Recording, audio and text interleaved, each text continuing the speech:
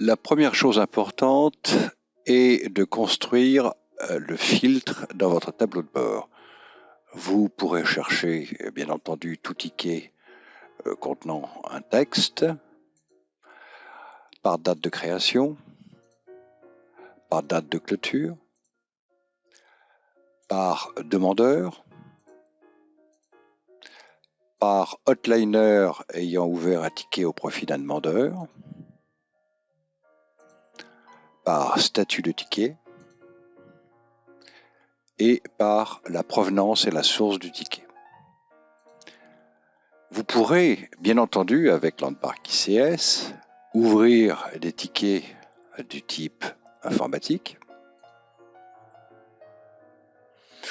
ou des tickets, si vous le souhaitez, pour des besoins autres de votre société.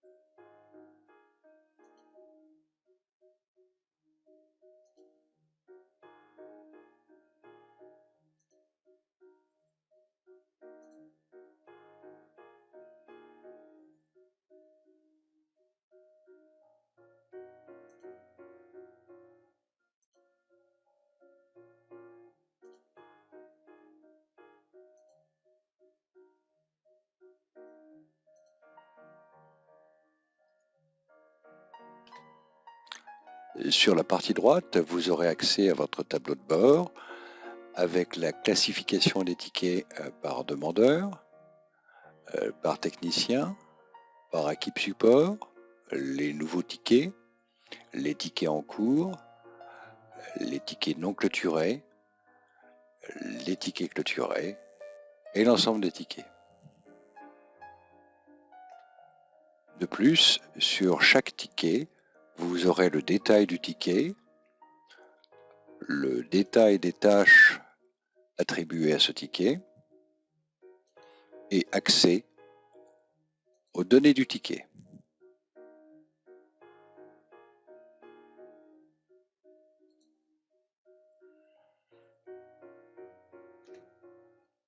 Ainsi que le détail des tâches du ticket.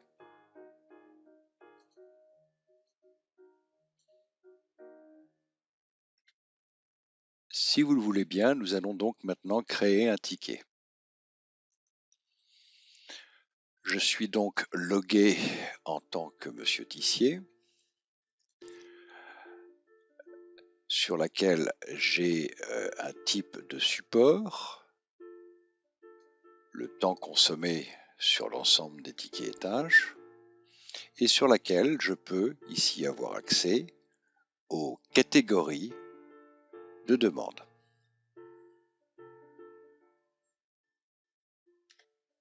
Ce qui est important de comprendre avec Landmark ICS, c'est que à chaque catégorie de tickets, nous avons créé donc en fait des formulaires. Ces formulaires sont bien entendu différents par type de catégorie de tickets.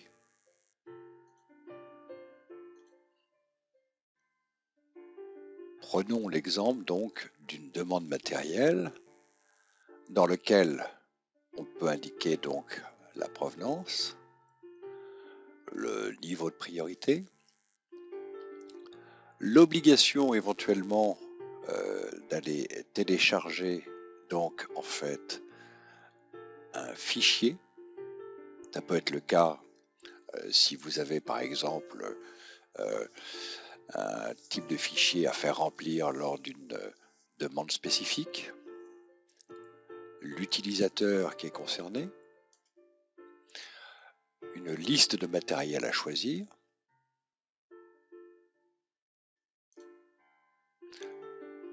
une date de mise à disposition, la possibilité, bien entendu, de pouvoir ici remplir un texte ou joindre un fichier. et bien sûr la possibilité d'envoyer des emails de notification à chacun des acteurs concernés par ce ticket. Nous pourrions aussi ouvrir un ticket pour la création d'un utilisateur qui présente donc sur la partie droite un formulaire différent dans lequel je peux renseigner la source du ticket, la date d'arrivée par exemple, le statut de la personne, le nom de la personne,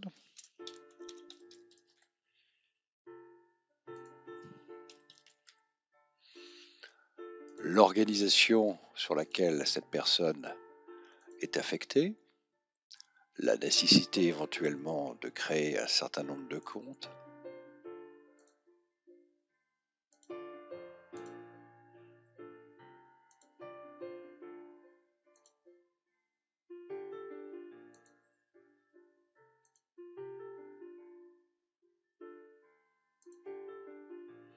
toujours la possibilité de joindre un fichier, la notification éventuellement de l'arrivée de cette personne de façon à ce que par exemple la direction financière soit tenue au courant, et toujours la possibilité d'envoyer des emails de notification pour les personnes concernées par ce ticket.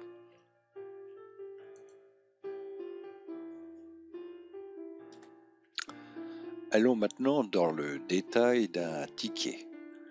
On va y retrouver bien entendu donc la date du ticket, les informations remplies dans le formulaire, la possibilité de pouvoir créer des notes tout au long du ticket.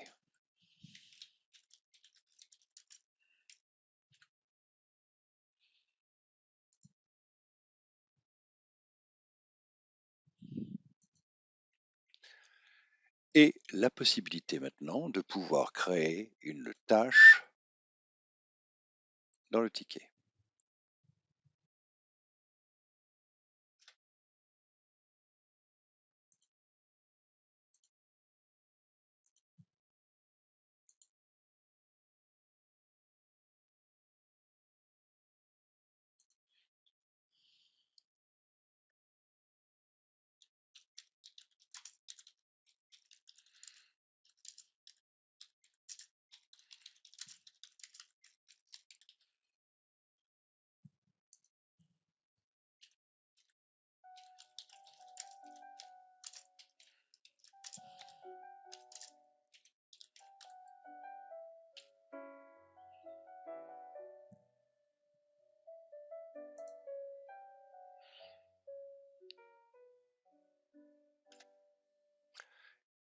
Il vous est possible, bien entendu, de créer autant de tâches que vous le souhaitez au niveau du ticket.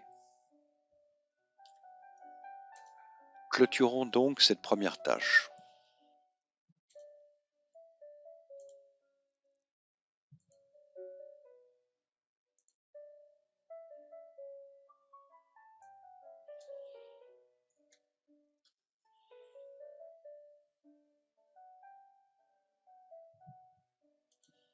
Comme vous le voyez, je ne peux pas clôturer cette tâche, il me manque des éléments.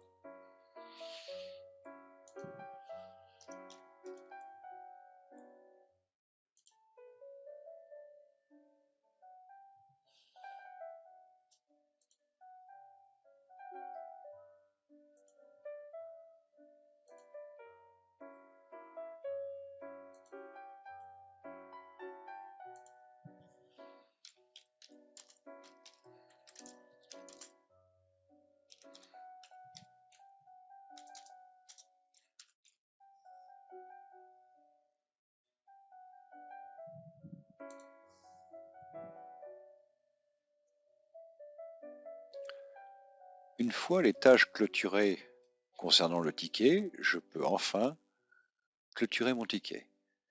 J'y retrouverai donc bien entendu le temps passé, le nombre de tâches qui ont été d'ailleurs clôturés.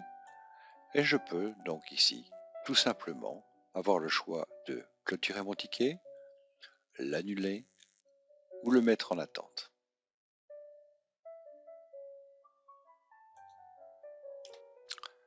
Voyons maintenant comment organiser nos emails de notification. Vous allez pouvoir organiser donc selon les tickets. Prenons l'exemple donc de la création d'un ticket. Vous avez ici un exemple avec donc des balises. Ce type d'exemple va être envoyé au demandeur et ce type d'exemple sera donc envoyé au support. Il vous est possible, bien entendu, de pouvoir créer des messages différents selon le statut du ticket. Le principe est le même concernant les tâches.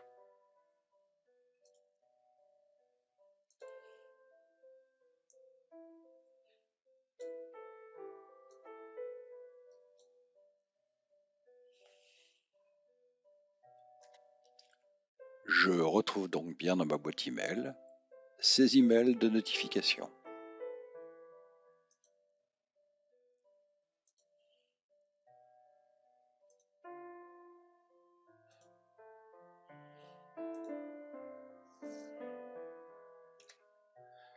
Voyons maintenant comment établir vos statistiques.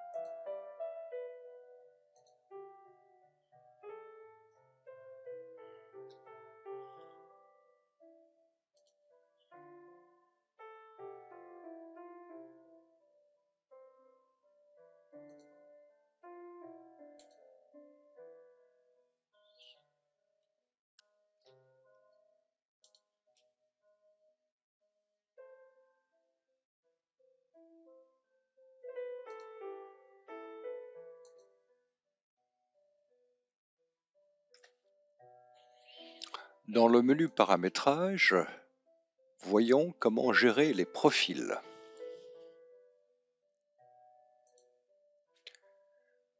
Nous y retrouvons donc en fait des informations générales, à savoir si c'est un prestataire, un utilisateur, un technicien, et si ce technicien est rattaché à une équipe.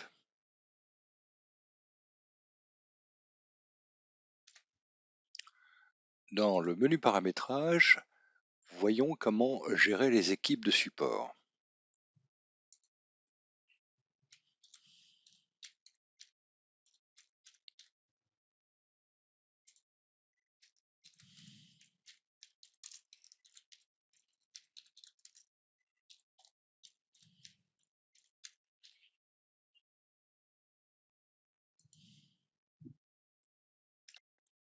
Dans le menu paramétrage, vous retrouverez donc la gestion des utilisateurs en provenance de votre gestion de parc, ainsi que la gestion des établissements de votre gestion de parc. Dans le menu paramétrage, vous allez donc pouvoir organiser vos catégories de tickets,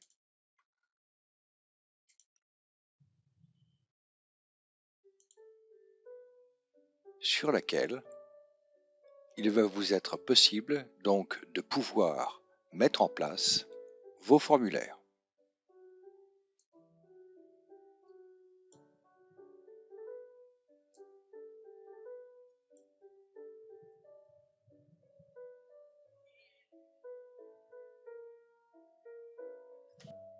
Dans le menu paramétrage, vous allez donc pouvoir organiser vos tickets par catégorie et organisation.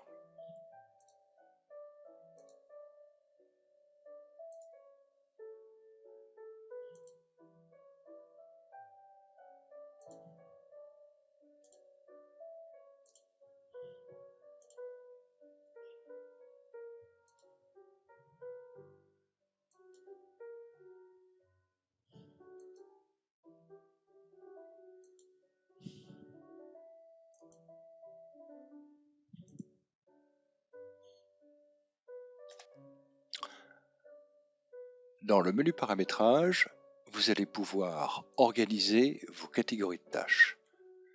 Prenons par exemple matériel. Il y a tout un ensemble de processus organisés autour du matériel.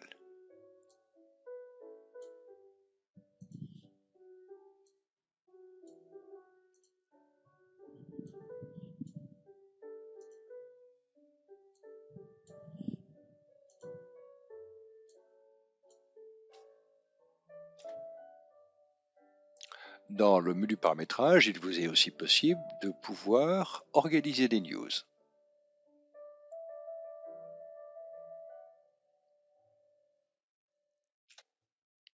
Il vous sera aussi possible de gérer la liste de vos imprimantes, gérer la liste de vos logiciels, gérer les contrats affectés au ticket, mais gérer bien entendu le type de contrat.